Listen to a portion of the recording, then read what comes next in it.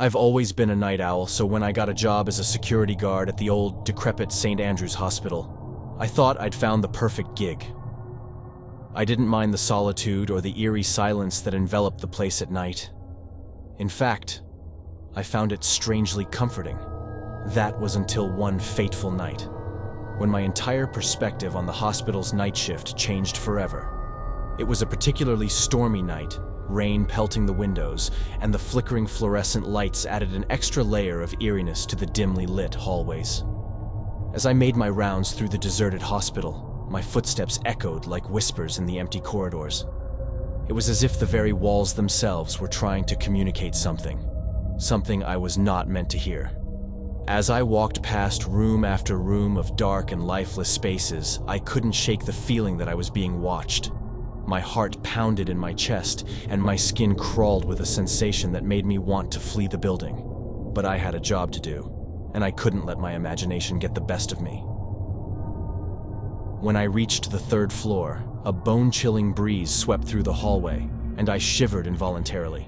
I checked the windows. They were all sealed shut, yet the icy air persisted. My radio crackled to life with a voice that sounded distorted and distant, like it was coming from another world. "Is someone there?" I called out. But there was no response. My unease deepened, and I quickened my pace. As I reached the end of the corridor, I found a door that led to the abandoned psychiatric wing. It had been closed for years, and the hospital staff had always told me to avoid it at all costs. However, curiosity got the better of me.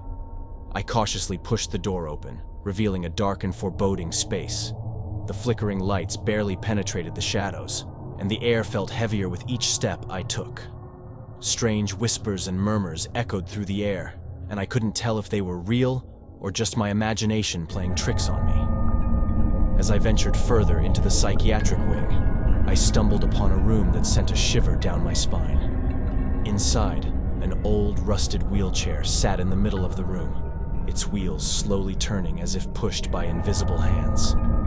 I blinked, unable to comprehend what I was seeing. Suddenly, the air grew frigid, and the whispers intensified. Shadows danced on the walls, forming eerie silhouettes of people long gone. My heart raced as I realized I was not alone. The spirits of the past patients, tortured souls who had suffered in this place, were reaching out to me. Terrified, I turned and fled. But the hallway had transformed. The walls seemed to close in. The lights flickered violently, and the whispers grew into agonizing screams that echoed in my ears. I ran, but it felt like the corridor stretched on infinitely, a never-ending maze of horror. Just as I thought I couldn't take any more, I burst through the door to the main hospital, back into the relative safety of the dimly lit corridors. The paranormal activity subsided, and the hospital returned to its eerie, silent state. From that night on, I was haunted by what I had witnessed in the psychiatric wing. The hospital night shift had gone horribly wrong, and I could never shake the feeling that the tortured souls of the past still lurked within the hospital's dark corners, waiting to reach out to anyone who dared to venture too close.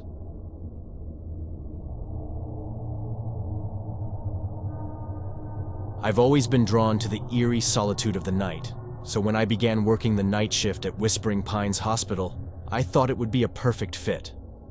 Little did I know that the dark, sterile corridors held secrets that would haunt me for the rest of my life.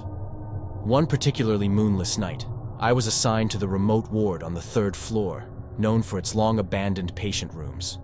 The air was thick with silence, broken only by the distant hum of life support machines and the occasional creak of the ancient building settling.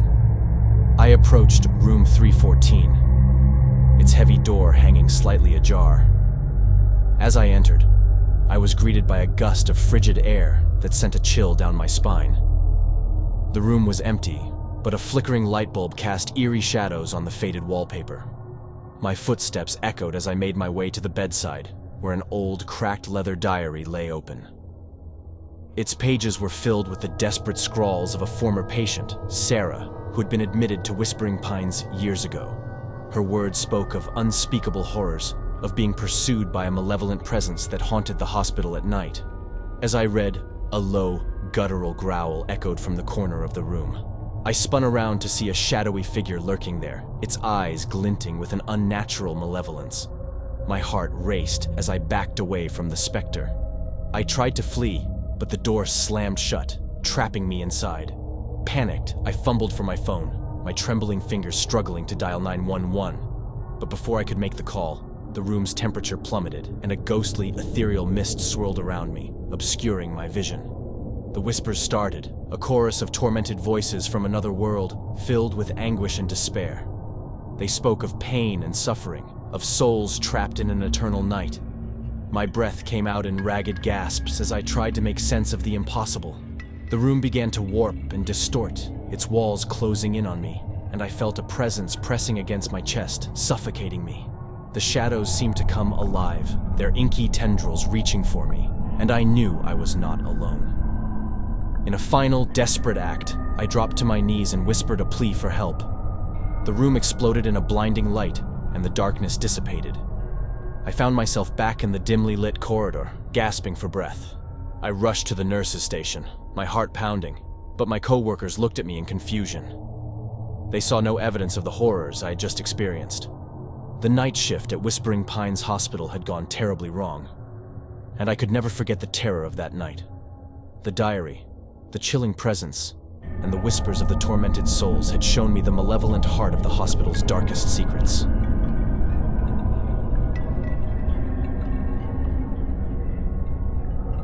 Working the night shift at Mercy Hills Hospital was a necessary evil, but I had always been comfortable with the quiet solitude of the night. That was until that fateful night, when everything changed. The hospital seemed different that night, the air heavy with an unspoken tension. The silence was punctuated only by the distant hum of machinas and the soft shuffle of my footsteps. As I moved from room to room, checking on patients, the hospital's hushed atmosphere weighed on me like a leaden shroud. My first stop was room 306, where Mrs. Thompson, a sweet elderly woman, lay in a bed by the window. Her frail form was still, her eyes focused on something beyond the glass. I approached her and asked, "Is everything okay, Mrs. Thompson?" She turned her gaze toward me, but her eyes were filled with a dreadful emptiness. "They're here," she whispered, her voice trembling. "Who's here, Mrs. Thompson?" She didn't answer, but pointed a trembling finger towards the window. I followed her gaze and saw a group of shadowy figures standing outside. They were cloaked in darkness, their faces obscured, and their presence sent shivers down my spine. Terrified, I backed away from the window and hurried out of the room. As I continued my rounds, I couldn't escape the feeling that the hospital was no longer an ordinary place. The lights flickered unpredictably, and the air grew increasingly oppressive.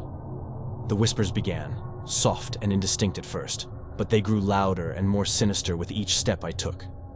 They seemed to emanate from the very walls, filling my ears with eerie voices and unsettling secrets. It was as if the hospital itself had a dark history to share. I made my way to the basement, a part of the hospital that had always given me the creeps. As I descended the dimly lit stairwell, the air grew colder, and I heard faint cries in the distance. The flickering lights cast eerie shadows that seemed to move of their own accord, dancing along the walls. When I reached the morgue, the temperature dropped even further, and the lights inside were dim and flickering. As I collected the necessary supplies, I saw movement out of the corner of my eye. A row of body bags seemed to twitch, as if someone were trying to break free from their icy confinement. I quickly turned to leave, but the door slammed shut, trapping me in the morgue. Panic surged through me as the room grew even colder, and the whispers became more distinct, forming desperate pleas for release. The bags in the room began to writhe and shudder, and I could hear faint moans coming from within. My heart raced as I realized I was not alone with the dead in that horrifying place. In a final act of desperation, I shouted for help and pounded on the door. Just as I feared the worst, the door swung open, and I stumbled out into the corridor, gasping for breath. When I reached the nurse's station, my colleagues seemed oblivious to my ordeal. They hadn't heard the cries, seen the shadowy figures, or felt the oppressive atmosphere that had nearly consumed me. The night shift at Mercy Hills Hospital had gone horribly wrong, and I was left with the chilling knowledge that the hospital held secrets that defied explanation. The shadows, the whispers, and the malevolent entities were all part of the dark tapestry that wove the hospital's terrifying history.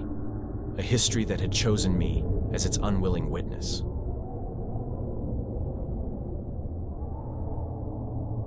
If you enjoyed the video, please make sure to smash that like button and subscribe for more scary horror stories. See you on the flip side.